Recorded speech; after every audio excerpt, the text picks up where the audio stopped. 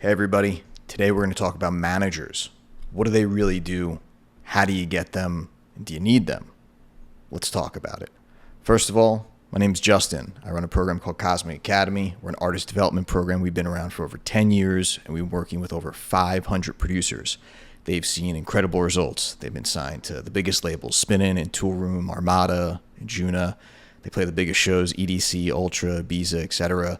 And all we care about is getting results. So let's dive into this topic in management. A manager is not a booking agent. And I think there's a lot of confusion there. So a booking agent, an agent is there solely to try to get you shows, performances, and gig opportunities. Whereas a manager is truly there to run the entire business of you, all the operations, really oversee everything. The best analogy that I use in our classes to understand this is in regular business. Okay, if you look at Steve Jobs, you look at Apple, which everyone knows, Steve Jobs. He was not always the CEO of Apple. So he was the founder of Apple. He co-started Apple himself with Steve Wozniak. But was he always the CEO? Did he always run the day-to-day business? And the answer is no. So at the beginning, yes, he was the CEO of Apple. But in the 1980s, he gave over control of CEO to the CEO of Pepsi. Kind of ridiculously, the CEO of Pepsi then ended up firing Steve Jobs.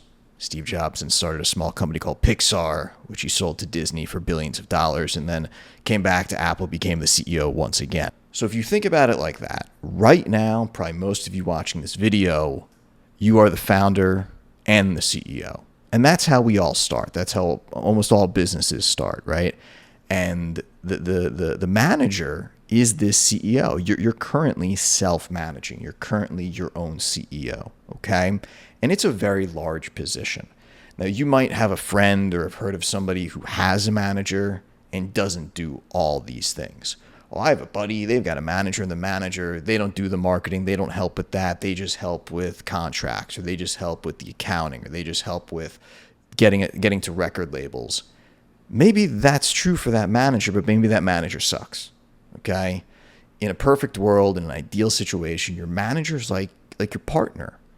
And while you're working on the music and playing the shows, they're overseeing everything else, okay? One of the greatest managers that I ever saw work was Amy Thompson. So when I used to do shows with Axwell and she was managing Swedish House Mafia, Amy Thompson was the boss.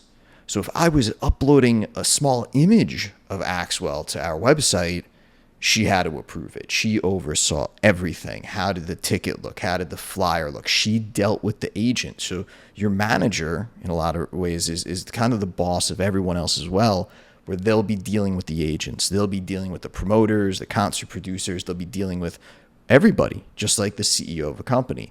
And Amy was truly the boss and the genius behind all those great things, and she gets a lot of credit, and she deserves it.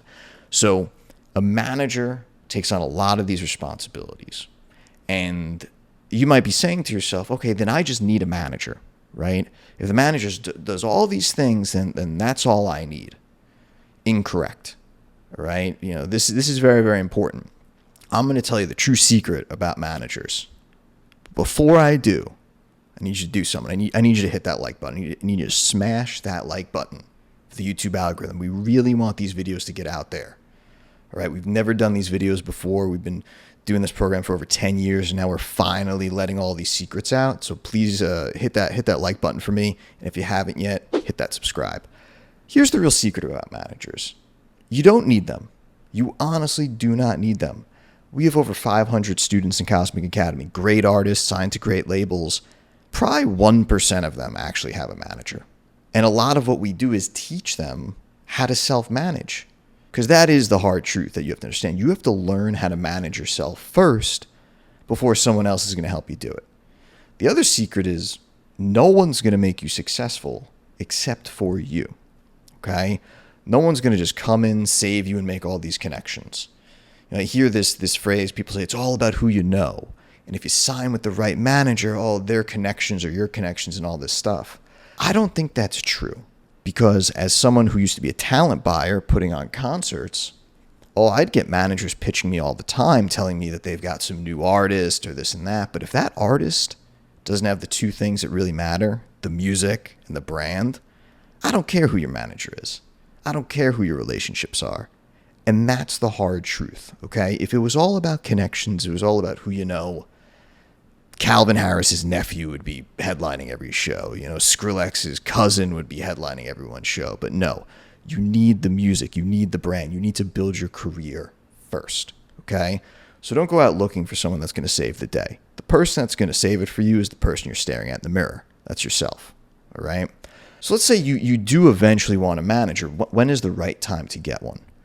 The litmus test that I tell my students is you really don't need a manager and shouldn't try to get one until you have so many record deals coming in. You have so many gig opportunities coming in every week, every month, so many different types of opportunities that you physically, legitimately can't handle it all on your own. And then you actually do need someone to manage those things. Again, it's a manager, right? Now, I think that there's a lot of horror stories when artists get managers too soon, right? I need a manager. They're going to save me. They're going to help me. And they do find themselves a manager, but they haven't gotten to that place yet. They haven't gotten to a place where they have so much stuff coming in, so many opportunities that they actually need one. And what happens there are those horror stories, because then you have a manager that's managing an entity, that's managing an artist, an operation that doesn't have much to do. And that builds resentment and all sorts of negativity, and that relationship could get very, very sour. And in our program, we talk about all sorts of deals that have gone haywire, and that's truly why. There's nothing worse than two people trying to come together on a project and there being no project. And these management deals, by the way, are very long. They're very hard to get out of. I mean, they could last for years and years and years. And if you're locked in with someone that resents you for not having much for them to do, and then you resent them because you're not seeing them doing any work, you're going to be pretty upset for a few years. So how do we avoid that? We avoid that by A, not signing a manager too soon, B, being really honest with ourselves and saying, where am I on this journey? Am I really at that place where I have so many record contracts, so many gigs, so many opportunities that I really can't do it myself?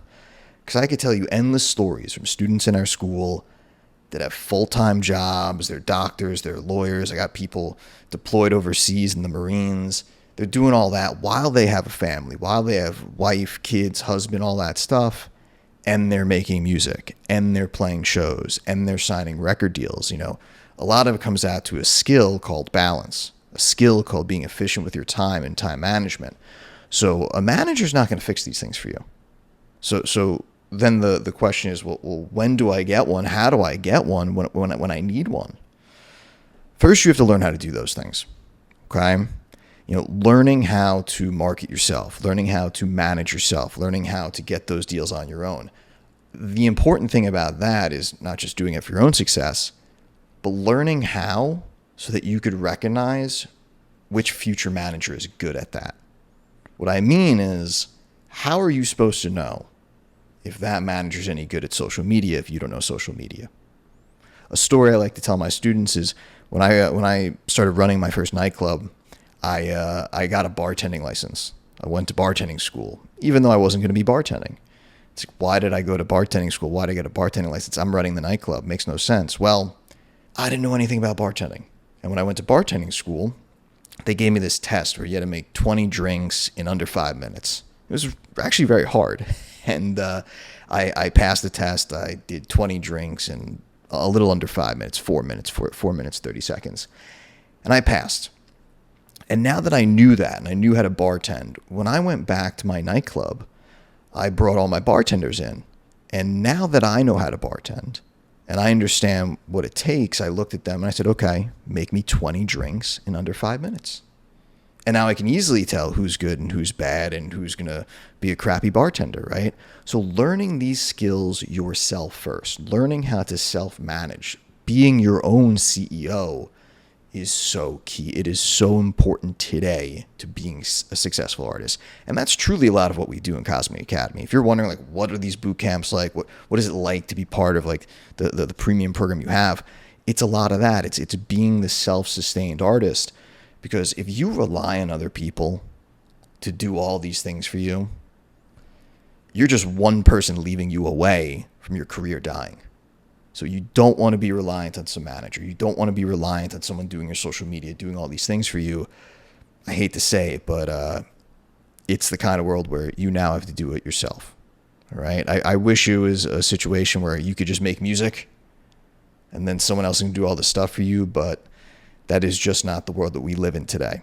And again, I wish it weren't that way. So please don't attack me in the comments. I'm with you on that. I don't want to see you having to do all the social media and doing all this on your own, but it's the world we live in.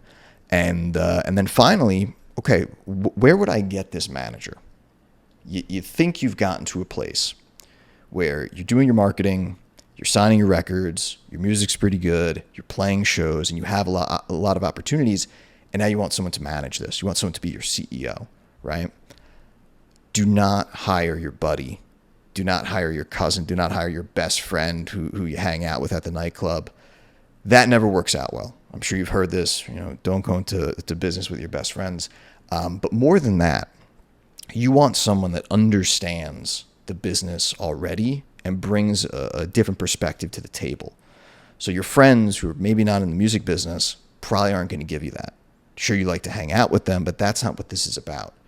So a lot of times, and this is the truth, managers appear to you. So my students that are doing very well, the ones that are on tour, the ones that are signing to big labels, people pitch them. So people will start to pitch you to be your manager. I know that sounds maybe a little crazy, but 100% true. And you'll start interviewing them. It is a job. You'll sit down with them. You go to coffee with them. You'll see, okay, is this the kind of person who I may want to sign a multi-year exclusive deal with? Because it's a very, very big decision. Just throwing your friend on this, you're not taking it seriously, okay? And, sometimes it might be someone from a label that you formed a bond with. It might be someone from a marketing company that you formed a friendship with, or someone that you trust from one of the agencies that you've worked with.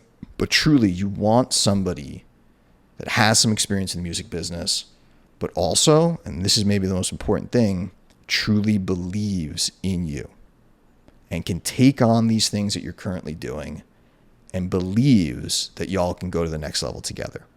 I'm not going to get into how the contracts work and how the splits work and the money, but in a lot of ways, it truly is a partnership.